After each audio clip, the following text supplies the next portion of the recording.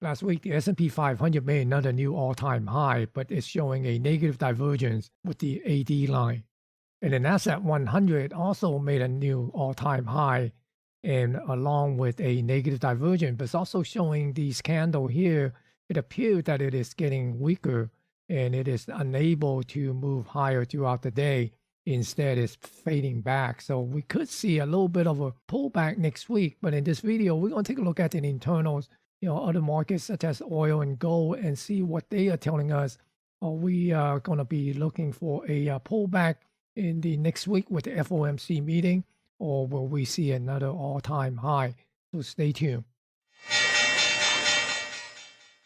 Last week, we saw the Dow Jones Transportation, the strongest performer for the week, with the Russell 2000 in second place, followed by the New York Stock Exchange.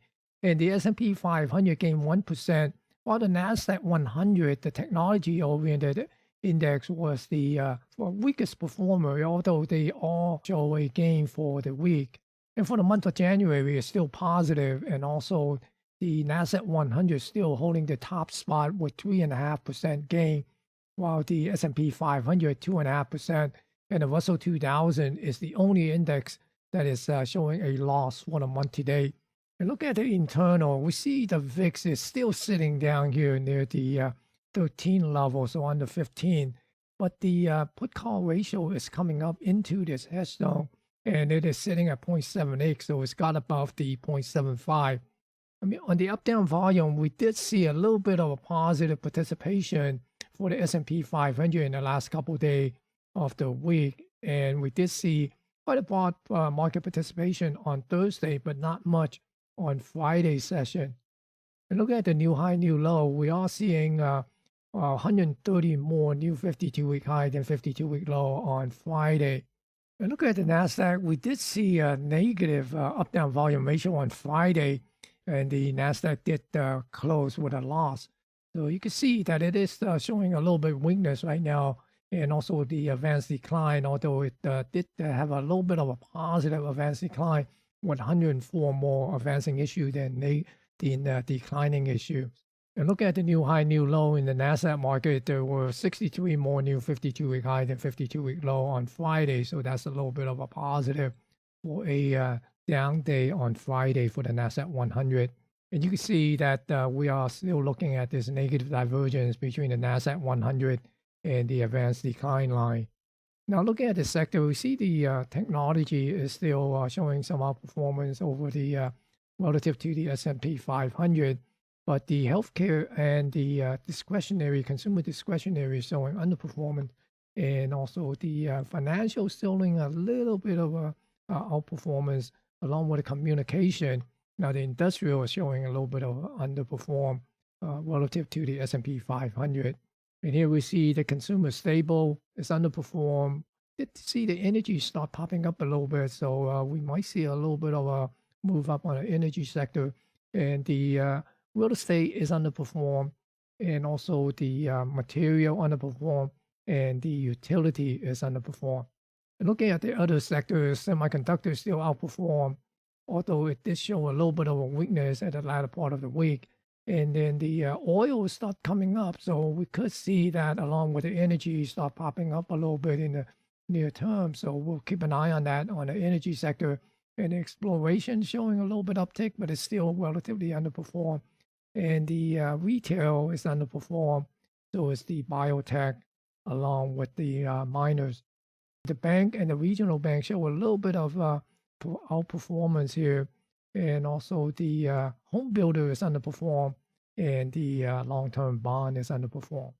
And look at this yield curve, the 10-year versus the 2. We're still seeing an inversion, although it's coming up.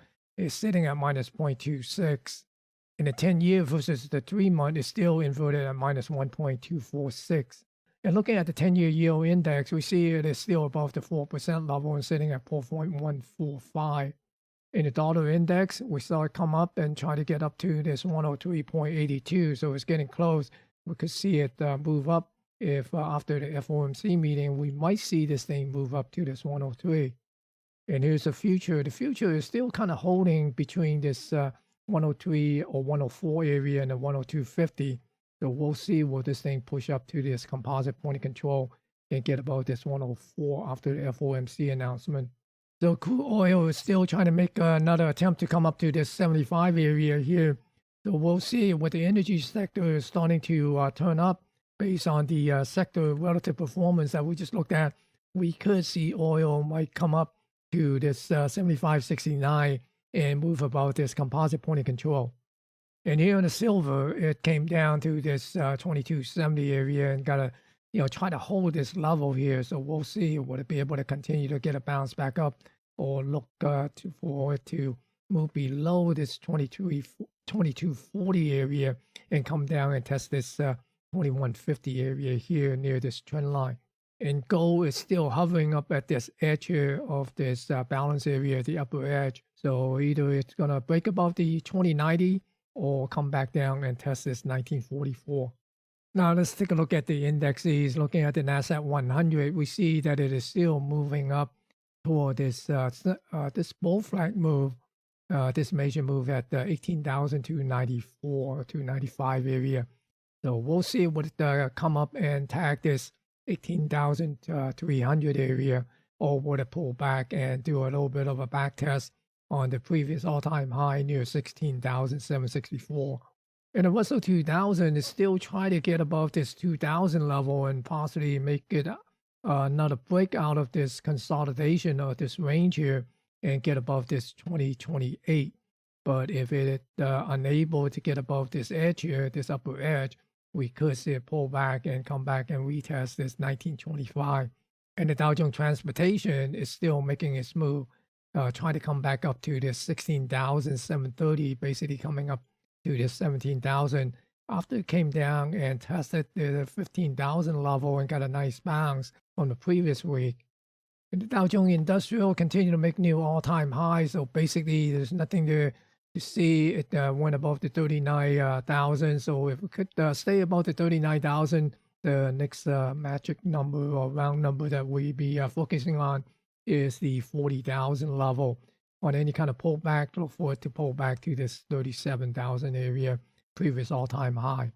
And for the S&P 500, we see the S&P 500 tagged the major move on this symmetry move that we did a projection on. So it actually came up a little bit higher than this 4901.99.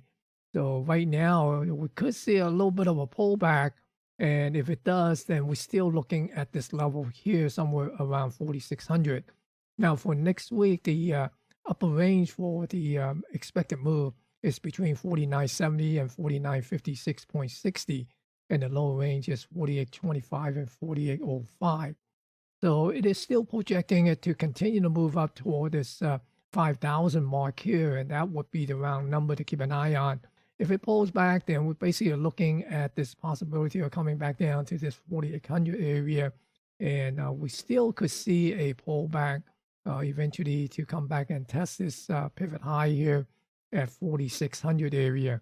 But for now, we're basically looking to see will it continue to push up to toward the 49.70 or pull back to the 4,800 area. Now, if you like more of the content that I put out, go and check out my Substack page at smtraderca.substack.com. I post daily trade plan and also additional content like the talk about some of the crypto mining stock last week, and we see a nice bump on that from on Friday. So thank you for watching, and be sure to smash the thumbs up to give it a like, and also subscribe to help support this channel.